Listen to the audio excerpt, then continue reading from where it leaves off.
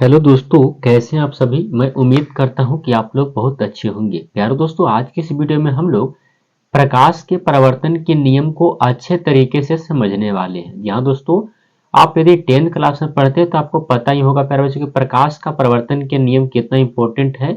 नहीं पता है तो मैं बता दूं कि 2 नंबर के लिए काफी इंपॉर्टेंट है प्यारे बच्चों। इसको अच्छे तरह से समझाते हैं, आपको आकृति बना करके अच्छे तरह से मैं आप सभी को समझाता हूँ प्यारे बच्चों कि प्रकाश के परावर्तन का नियम क्या होता है।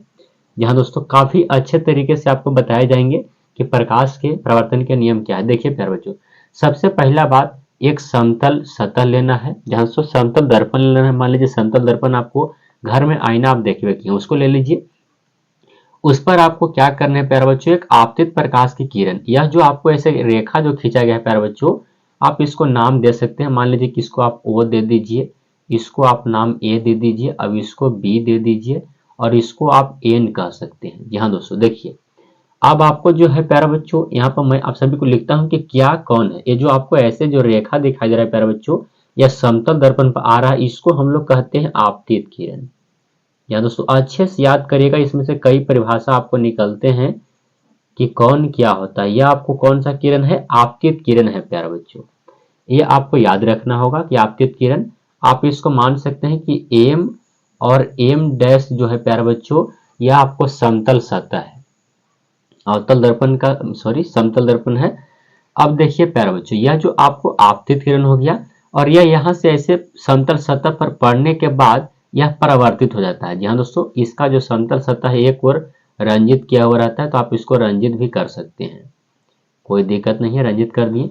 देखिए प्यारे बच्चों, यह जो है आपको आपतित प्रकाश की किरण जो यहाँ से आने के बाद पुनः इस पर टकराने के बाद यह पुनः लौटता है, मतलब यह लौटने वाला है, इसको आप क्या कहेंगे, परावर्तित किरण कहेंगे। जी हाँ दोस्तों, परावर्तित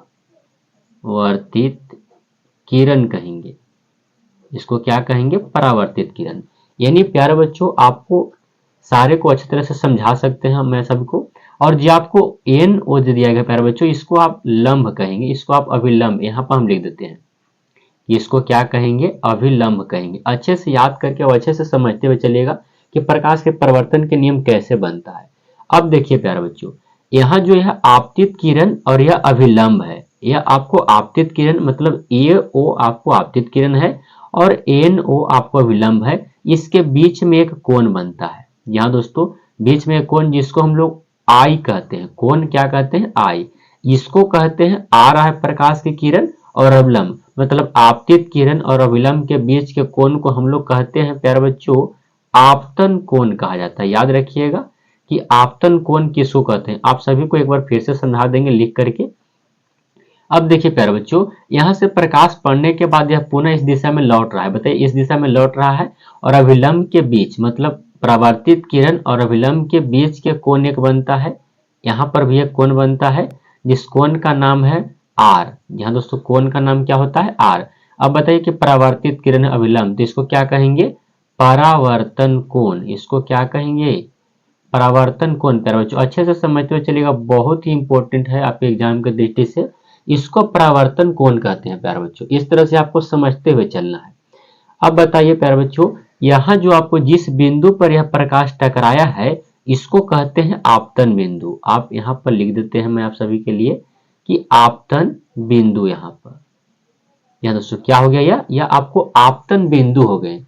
तो इस तरह से आपका परिवर्तन के नियम के सारे प्रक्रिया को आप समझ गए कि आपको यह आपतित किरण है, यह अभिलंब है और यह परावर्तित किरण है। यानी आपतित किरण और अभिलंब के बीच के कोण को आपतन कोण कहते हैं और परावर्तित किरण और अभिलंब के बीच के कोण को परावर्तन कोण कहते हैं।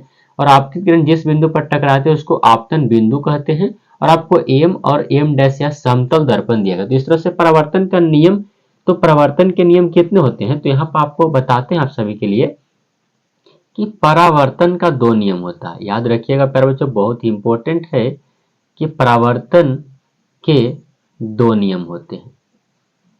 परावर्तन के कितने नियम दोस्तों, 2 नियम। अब 2 नियम कौन कौन होता है, तो देखिए पहला जो नियम है प्यारे बच्चों, आप इसी फिगर से आप बना सकते हैं, फिगर के जरिए आप बता सकते हैं कि इसका नियम क्या होता है।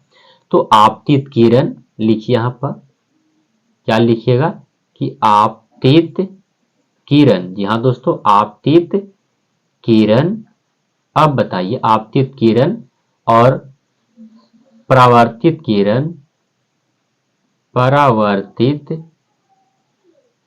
किरण, जहां दोस्तों आपतित किरण, परावर्तित किरण और आपतन बिंदु तथा लिखिएगा, तथा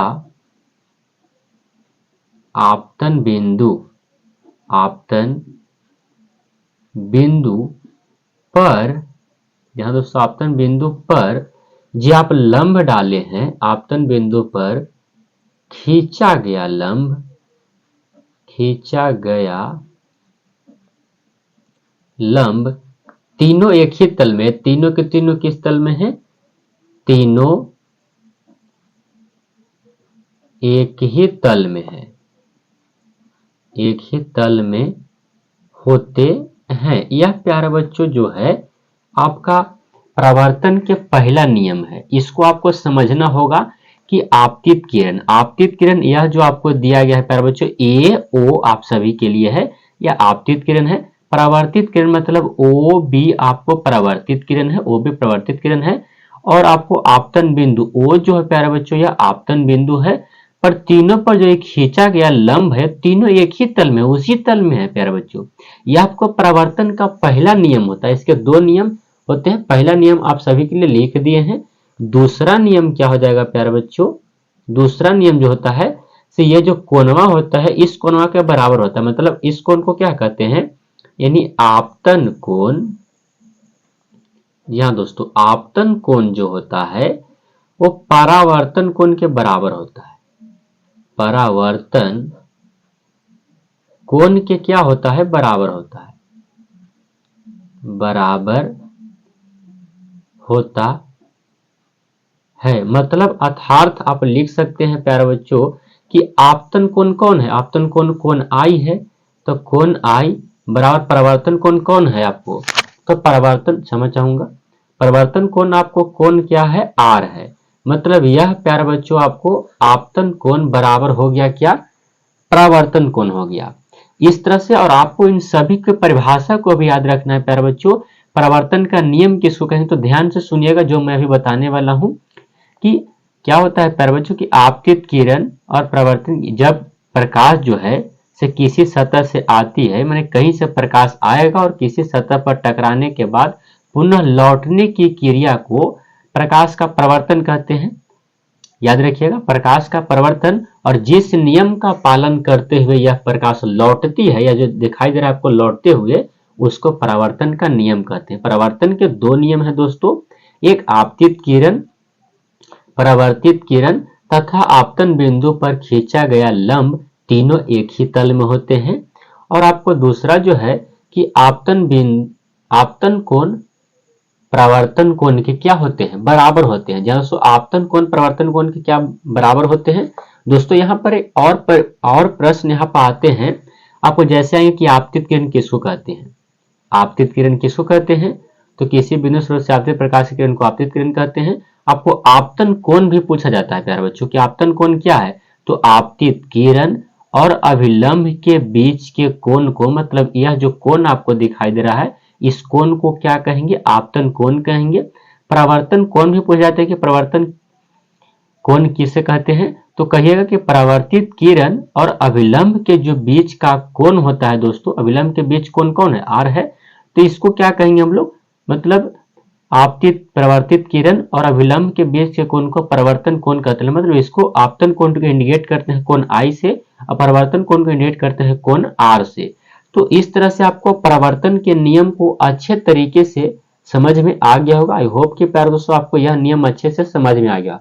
यह आपको परावर्तन का नियम था, अपवर्तन का नियम थोड़ा सा इससे अलग है, लेकिन उसके भी दो ही नियम होते हैं प्यारे बच्चों, यह भी आपको याद रखना है कि अपवर्तन हो या तो परावर्तन हो, दोनों के लिए दो ही नियम होते हैं प्यारे बच्चों। अब यह नियम को आपको हमेशा याद रखिएगा, बहुत ही इंपॉर्टेंट है प्यारे बच्चों। मैं आप सभी के लिए लेकर के जो आया हूं बहुत ही इंपॉर्टेंट यह है 2 नंबर के लिए। और ऑब्जेक्टिव में पूछा था कि यह परिवर्तन के कितने नियम है, तो परिवर्तन के कितने नियम है, 2 नियम है प्यारे बच्चों। तो इस तरह से आपको अच्छे से याद करके जाना है ताकि आपको एग्जाम में आए तो आप इसको सरल तरीका से आसानी भाषा से याद करके इसको बना पाए। तो प्यारे बच्चों आई होप कि आप लोग को यह वीडियो काफी पसंद आया होगा।